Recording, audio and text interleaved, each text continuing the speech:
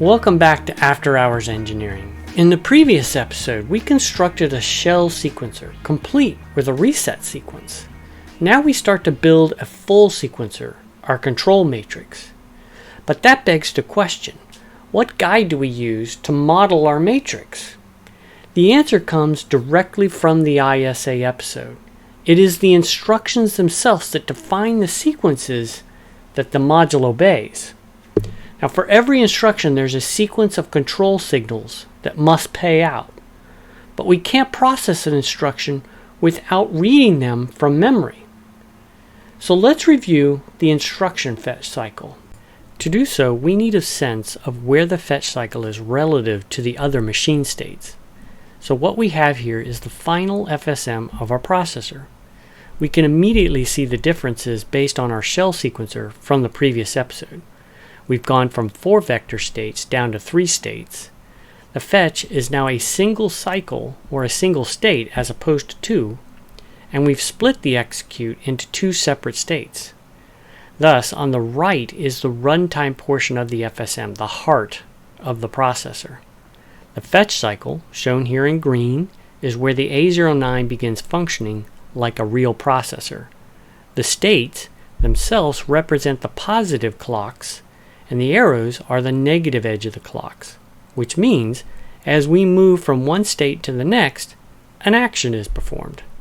The fetch cycle begins just after the reset sequence has transitioned from vector 3 to ready. This effectively loads the program counter, or the PC.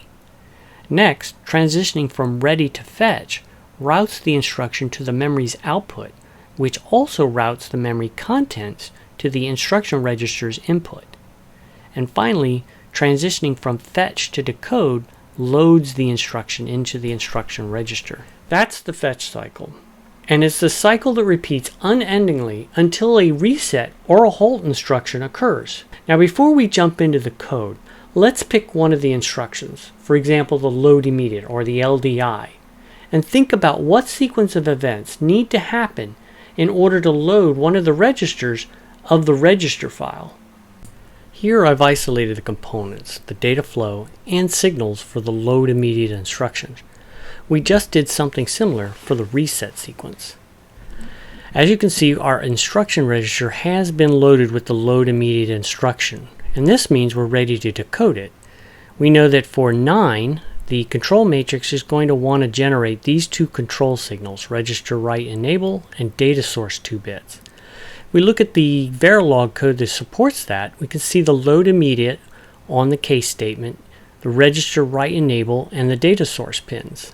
We can also see that for this mux right here, using this as continuous assignment, we have a ternary operator. If the instruction is the LoadImmediate, then we select the destination LDI, which as you can see is 10, 9, and 8. So that will route the destination bits, these 3 bits right here out of the instruction, into the register file for the destination.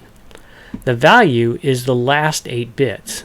They come out of the instruction register, 0 extended to 16 bits, and appear at the front of the register file. And then finally, at the end of the decode, as we transition from decode to execute, the register is loaded with the value that was in the instruction itself. That's why it's LoadImmediate. Now that we have an idea of translating our instruction into functional control signals, we can start adding instructions to our control matrix. However, before we dive into implementing instructions, we need to do a few things first. 1, we need to modify memory's initialization code to load programs. 2, we need to write programs in order to execute them. And 3, we need to implement the decode case statement, which is the largest part of the control matrix. Now let's jump into the code. We'll start with the memory module first. More specifically, we're going to look at the initialization block of the memory module. Here we're using one of the Verilog functions to load content into RAM during the initialization process. This really only works with VRAM, by the way.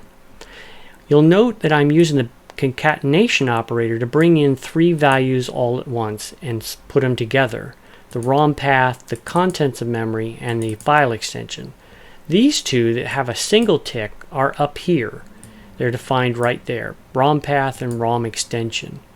It's the middle term that has 2 tick marks that's slightly different than the others, as you can tell. The reason for this is because the content of this macro is being sourced by a different location. You can read more about how to determine which ticks to use by following this link right here. So the next question is how does this get set? Well, we come over to the make file that's driving the simulation. You can see that I've added in another macro within the make file itself, mem contents.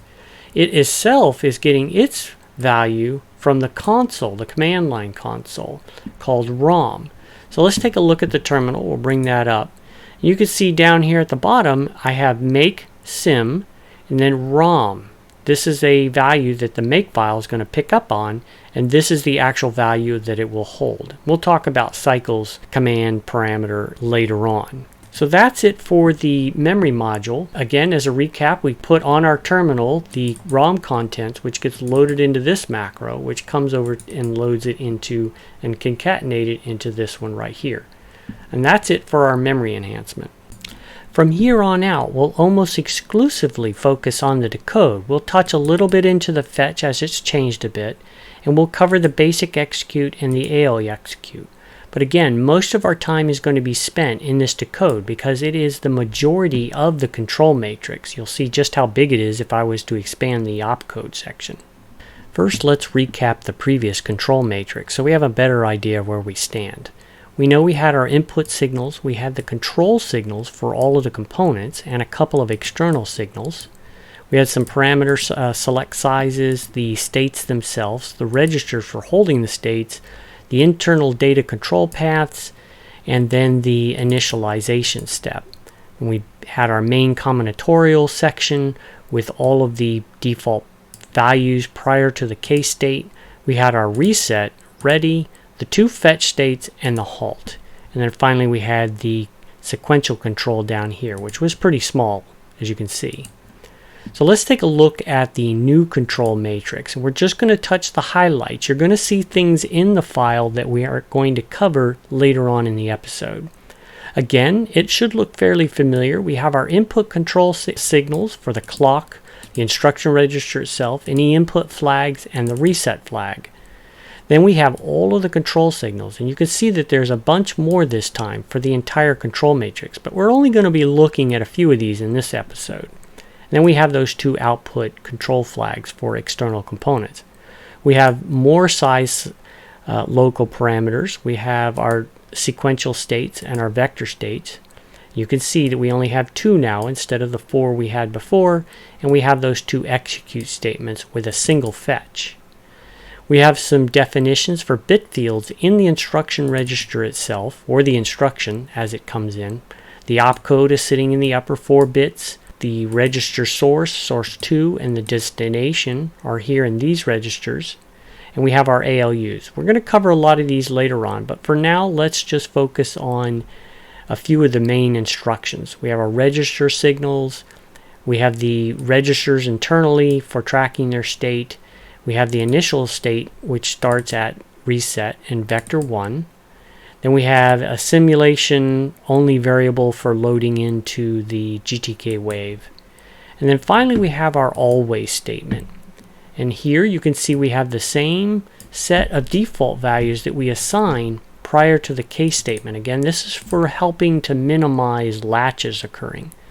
You'll notice it's a little bit bigger this time. We have our reset, the ready, which we've seen before, and the halt, but we have a single fetch instead of 2, and we have this new decode. Plus we have the 2 execute states instead of an optional second one. This is the decode we're going to cover here in a minute. And then of course if we come down here, this is identical to the other one. So we were pretty much set up on the sequential side. And then finally we set all of those signals to the output. That's the control matrix as it stands. Okay, we're ready for our first instruction, the NoOp. So let's head on over to that mysterious decode state and pop that open. You can see that the decode state's default next state is to always be the fetch. However, depending on the code, that actually may be different. So I'm going to pop open the code statement here, and you can see that it is full of all the instructions that we have defined in our ISA. But we're focusing right now just on the NoOp. So let's pop that open, and as you can see, it does absolutely nothing. That is the simplest of all the instructions in that it literally does one thing, which is to waste time. There isn't even anything on the reference diagram to show except for the fetch cycle, which we've already covered. So there you go. That is the NoOp instruction. It doesn't do anything but takes the default next state, which is fetch. So as soon as it's decoded, it immediately goes to the fetch. It's one of only 2 instructions that doesn't go through an execute state. So what does the matching assembly code look like that will drive this decode statement here? Let's take a look at it. I have this README file, and it's located within the ROMs directory. In it, it is full of a bunch of assembly, hand-assembled, and program code. We're looking at the first one, the NoOp. Now, if you'll notice, there is an actual second instruction here, and that is what we'll cover next. But for now, let's focus on the NoOp. It's located at address 5. Its instruction is 1000. If we look at the binary, it's 1000. And then we have the halt instruction. Also, we have at the very bottom of memory, because our memory is only 256 bytes in size, so FF is the bottom of memory, we have our reset vector, which is address 5. The processor will grab that and go to that memory location for the very first instruction it's going to execute, which is the NoOp, and then it'll halt. What about this halt instruction? Well, let's take a look inside of the control matrix and see what it takes to implement that. So if we scroll down here to the bottom, you'll see that I have the halt instruction coded up inside the decoder. And you can see that it's pretty much as simple as the NoOp, except the next state has been changed to the halt state. So as soon as we see the halt instruction appear, we immediately transition right to the halt state. What does the assembly code look like? Well, we just looked at it. It's right here. We know that the ISA shows it as B000, which is 1011, and then the rest are zeros. Okay, now we're ready to simulate this, but before we do, we need to actually create a test bench and a CPU module to put this all together. So let's look at the CPU first. This is the CPU module, and I'm going to only cover portions of it. The other portions will be covered as we move through the different instructions that we'll build for this processor. So let's take a look. This has got your usual suspects. We have an include for a constants file, and inside of that file is all of the instructions pre-laid out. They're all 4 bits. Come back here, we have our module. We have some input parameter definitions. We have only 2 inputs on our CPU, the clock and the reset. And we have a bunch of outputs. These are the 2 outputs for other devices, and these are all for visually debugging the processor as we go along. We have some more sizes defined, and we have all of our wires that connect the entire diagram together that we see over here. And we have our control signals for coming out of the control matrix. These are the internal signals for those 2 flags. Some defines to help us break down the instruction registers, various bits and pieces. These are the 0 extenders that you see on the diagram. Then we have branch address and the reset. That was part of that vectoring portion, and we'll cover this once we get to the branching instruction. And finally, we get to all the modules that we've built over the last several weeks. The control matrix, the program counter, the memory, the register file, the ALU, all of the muxes that make up this, including these small little mux here built out of a ternary operator.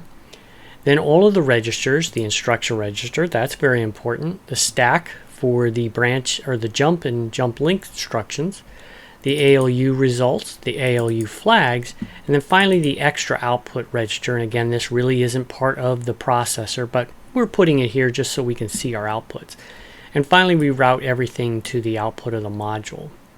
That's the CPU as it stands. And again, we're going to go through a lot of this as we go through it. We've been through all of these modules in the previous episodes. So let's now take a look at the control matrix as it stands relative to the PC. Now let's take a look at the test bench that will drive this CPU.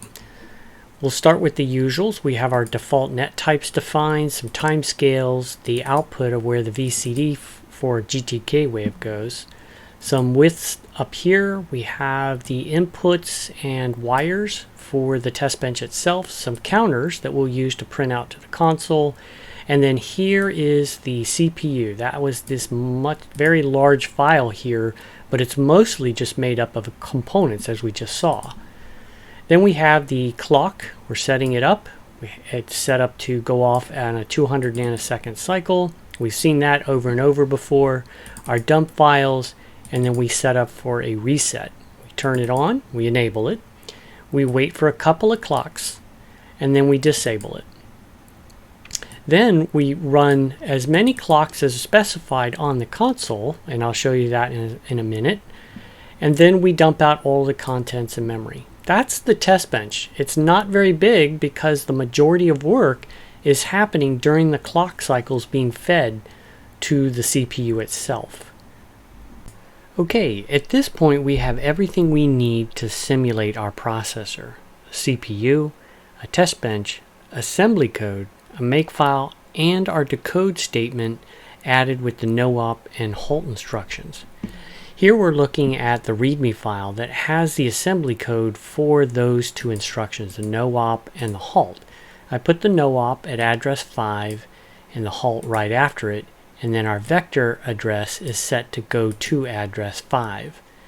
So this is normally not what is executed. I copy these particular pieces of data right here, and I place them into the data file. So all we see are the address and the data. This is what the memory module is going to load.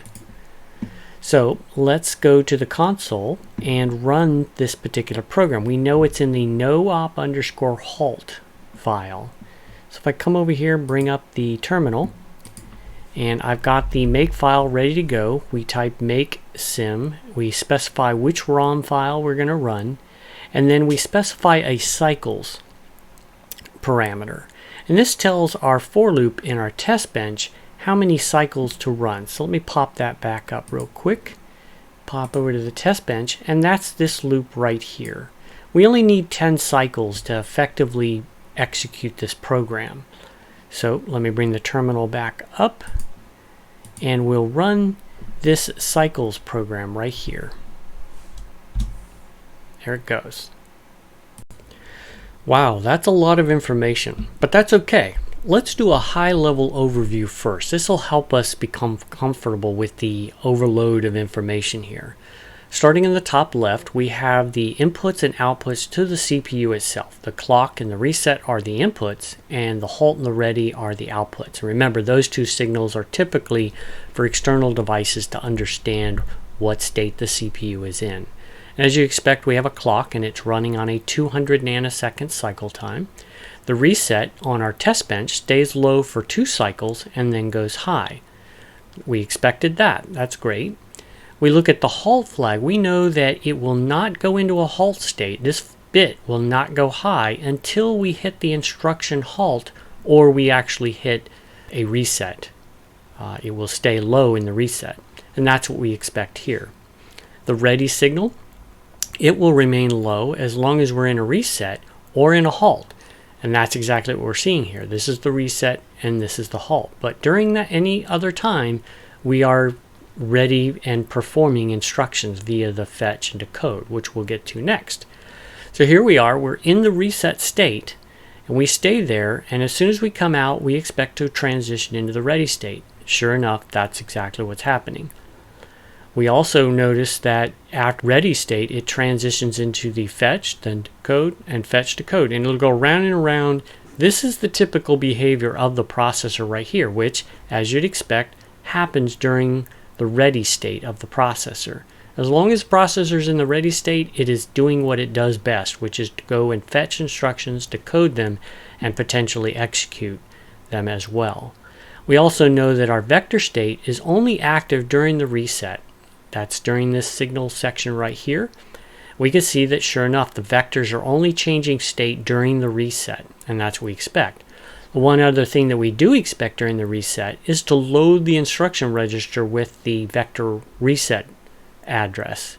And that's exactly what's happening here. Remember in the previous shell that we created, the instruction register, only one moment in time does it actually have a non-instruction in it, and that's during the reset sequence here. And that's what we're seeing. It's loading in an address into the instruction register. But from here on out, as soon as we hit the ready state, it no longer will have an address. It will contain instructions instead of addresses. And that's what we expect. Great. The next section we have is the vectoring signals, and we are not doing any vectoring on this particular program, as all it's doing is doing a NoOp and a halt. The program counter, as you expect, will have, at first, it will have the reset vector, and there's the FF. That is the address that we will go down to the bottom of memory and fetch out, as you guessed, the 0005 that we got from the instruction register itself. So that makes sense. We also expect the program counter to increment to the next address value, and that's happening here. The PC increment flag, sure enough, goes low, and the program counter increments itself, and that's what it's doing here. Excellent. We're doing no memory activity except for reading, so we're never writing. And you can see here is the memory outputting at the bottom from the address that went in, FF, the 005. That's what we expect, so it's working correctly. We also notice here on the address switches to 005, and out pops the instruction. And at 6, out pops the halt instruction. So that's all going according to plan as well. Excellent. In this particular program, we're doing no registry work, so that's fine. All these signals will be in some arbitrary state. We're doing no arithmetic logic stuff, so these are all in some particular state. And the only one that we're using on the bit extenders is the 0 extend, and that's where we're taking that address at the bottom of memory and 0 extending it and then feeding it right back into the program counter. So that's going as we expect as well. And in this program, we're not outputting anything at the moment because we don't have any registers being loaded into the register file. So now let's go back and look at the program itself, which is what we expect. We expect that the reset vector goes and fetches the first instruction at the bottom of memory. And that's what's happened right here. Yay. So we got a NoOp instruction. Then the program counter is incremented right here on the program out, goes to the 6 address, which we load in the halt. Excellent. And then it automatically bumps up to the 7. But by then, the halt instruction has been decoded, and the one thing it does is immediately transitions to the halt state, which is what we're seeing up here. So this program is doing exactly what we expect it to do. It ran a NoOp instruction, then fetched the halt instruction and immediately came to a halt, and the halt flag went high. So at this point, we know that we have successfully coded a control matrix and executed our very first set of instructions, the NoOp and the halt. Excellent. We'll keep moving right along and tackle the LoadImmediate instruction, which will greatly expand our capabilities. You know the drill. We'll start with the decode section, then look at the program, and finally run the section for simulation. So here we are in the decode statement, and if we scroll down to the LoadImmediate instruction, I've already coded it up. We know that we need to enable writing into the register file, and we also need to select the 0 extend bit extender so that we can bring in the value from the lower 8 bits and write that into the register file. The destination is by this section right here, which we've already looked at. So let's take a look at the program itself, and here it is. I've coded it up already. We have our usual NoOp statement. We have our brand new instruction, the LoadImmediate. We're going to load that into register 1, this particular value. And then finally we halt. So let's take a look at the simulation. Here we are. You can see we have the usual amount of information here, but we're going to focus just on the program itself. And as you can see, we see our NoOp instruction right here, our LoadImmediate, and then halt. We also can see that our program counter is moving quite along, starting at 5, then 6, and then 7. Those are where our instructions are, and then finally 8, where we halt. If we look at our register file, we can see that we finally have the register write enable flag going low, and it's going to do so in the destination register, which is specified by this flag right here. So register 1. Now we can't see that here. We'll need to look at the output on the console. And as you can see, we're loading that into register 1. Excellent. We have successfully coded up the LoadImmediate instruction. All we had to do was update the decode statement and write a program, and we were done. Moving on to the output instruction. This will give us the ability to route a register's content to the output pins of the FPGA, something that's very important for us when we're doing our synthesis. So here we are inside the control matrix in our usual spot, the decode, and we're going to scroll down all the way down here to the output instruction, the OTR.